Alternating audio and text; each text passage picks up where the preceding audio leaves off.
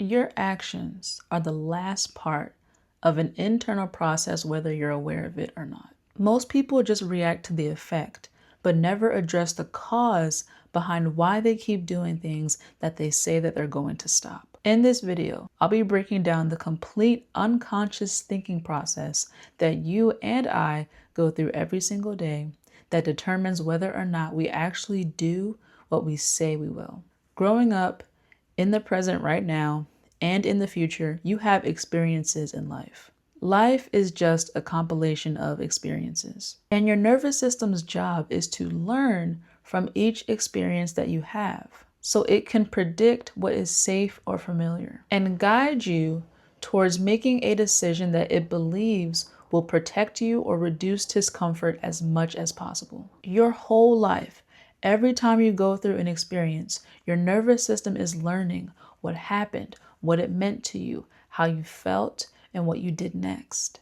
And whether what you did and how you reacted or responded as a whole helped you feel safer and more comfortable. And when a response or reaction repeatedly works to give you that relief, your nervous system learns it. The more that same sequence of experience, thought, emotion, and behavior repeats, the more familiar that response or reaction becomes, until eventually you don't have to consciously think your way through it anymore. It becomes automatic. When something happens to you, you're not just responding to the event itself. You're always responding or reacting based on how you've learned to interpret certain situations that happened in the past, what meaning you've constantly assigned to them, and what these previous experiences have taught you to expect. So now that you understand how your nervous system plays a huge role in your decision making, I'm going to break down the mechanisms that take place in the gap between when something's happening to you and the next action you take. Every response or reaction, there is something that you are responding or reacting to. This is called a stimulus. This is just the thing, event, or experience that your nervous system now has to process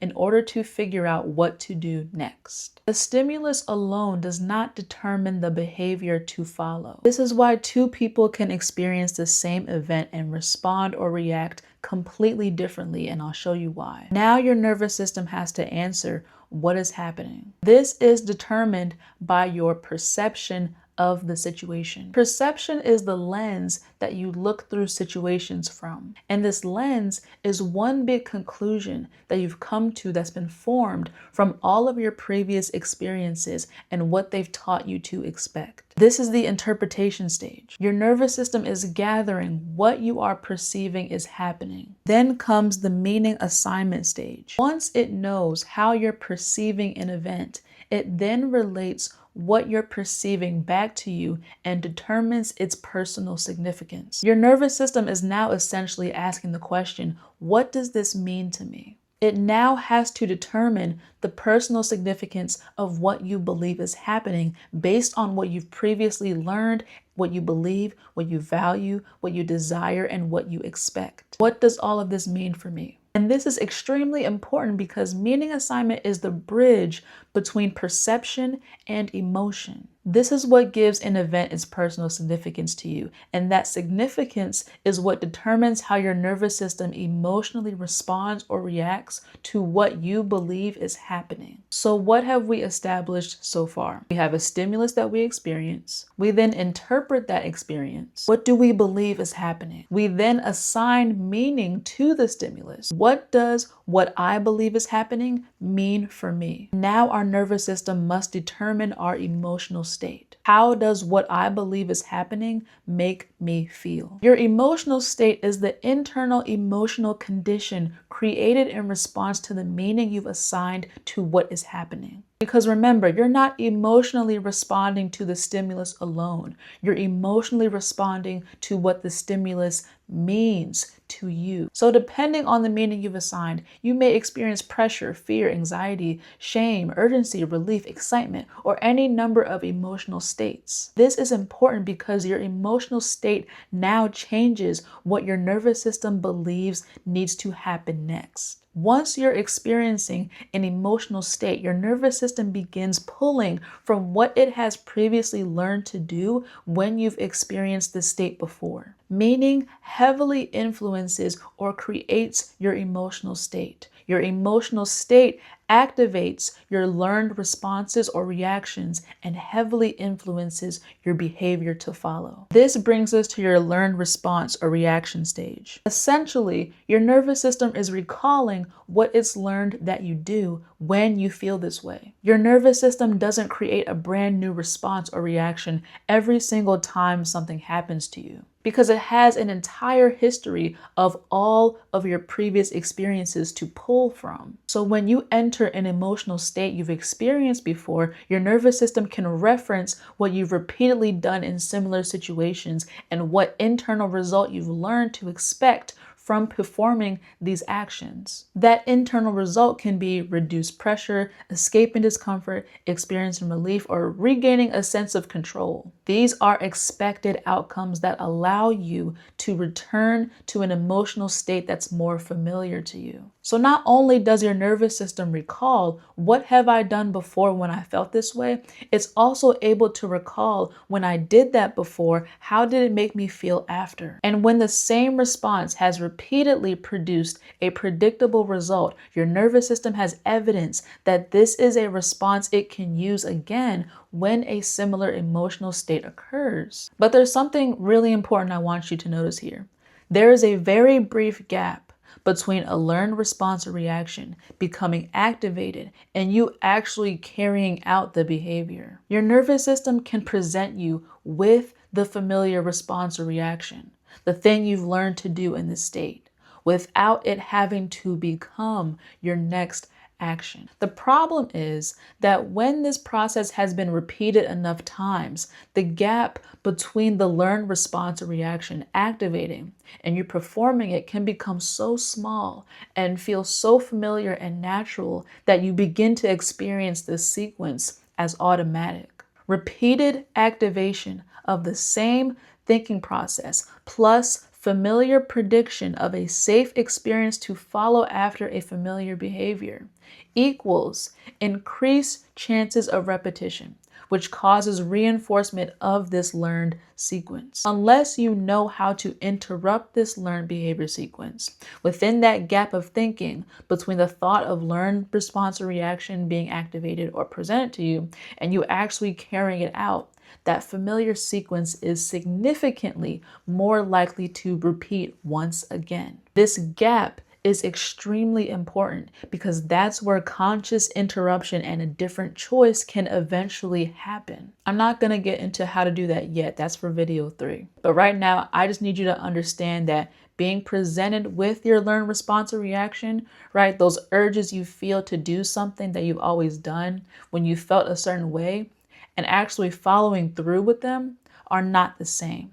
And that there's a small window of opportunity to make another decision if you know how to interrupt the sequence. Now we can move on to actually carrying out the learned response or reaction, right? The actual behavior. Once you've decided to carry out the behavior, whether it was an unconscious or conscious decision, this is the part that most people actually notice and complain about. This is the part where you scroll for longer than you know you should, going back to sleep when you're overstimulated, getting something good to eat when you feel like you deserve it after a hard day. Whatever action that follows the internal process that we just broke down. And remember what I told you at the beginning of this video, your actions are the last part of this internal process, whether you're aware of it or not. We have finally reached the actual action that you're trying to stop doing. So I want you to understand that if all you're doing is looking at your bad habits and saying to yourself, I need to stop doing this, you're literally just looking at the outcome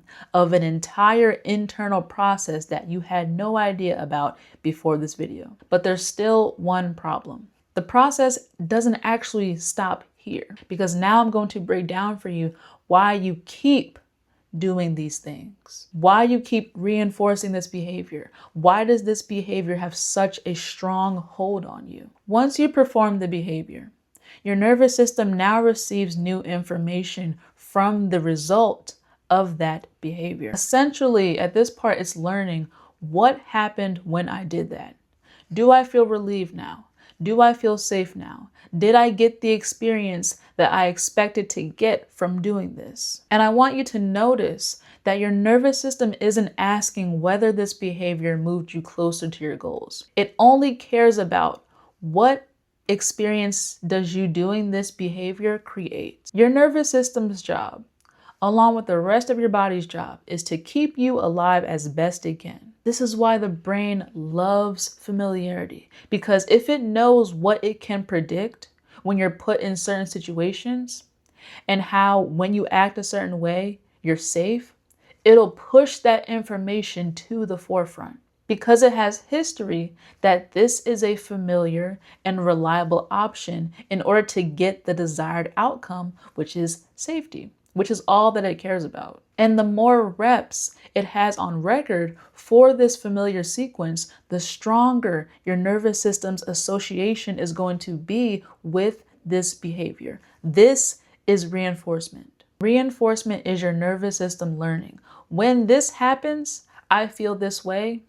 Doing this produces this result. What makes this so powerful is that every time you fulfill the full sequence, you're training your brain what to expect, and you're strengthening this specific neural pathway of behavior in your brain. Every repetition gives your nervous system additional evidence that this is a familiar, predictable response to this type of experience. As the sequence becomes more familiar, it requires less and less conscious thinking, which brings us to where you are now. The automaticity of your bad habits. Because you've repeated this process so many times, you don't even have to think about doing these bad habits anymore. At this point, it just feels like a natural instinct at this point.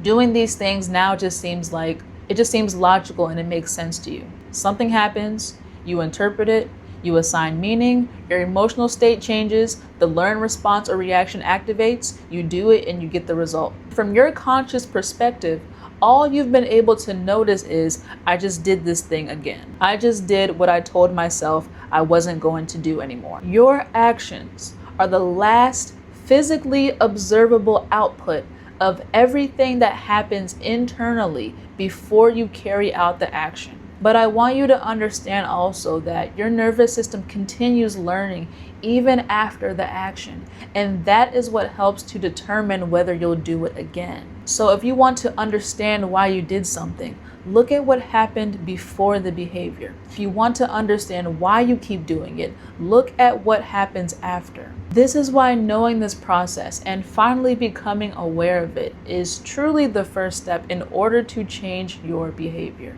Because it allows you to observe both sides. What happens before I do what I do, and what happens after I do it that's making me more inclined to do it again.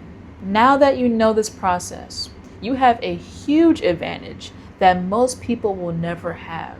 But just knowing what's happening is one thing. Actually being able to recognize it while under the stresses of real life, interpret your learned reactions within that small gap that you have before you automatically act on them, and consistently replace these learned bad habits with habits that align with your goals is a completely different thing. And this is why I created the Nervous System Factory Reset Program, to close this gap for you. NSFR gives you the complete step-by-step process for identifying and dissecting your learned behavioral patterns, understanding what is reinforcing them, how to interrupt your learned behavior patterns in real time while under stress, and how to repeatedly reinforce a behavior that supports the goal you're trying to accomplish, instead of setting yourself back to square one over and over again. So if you're tired of just knowing what you should do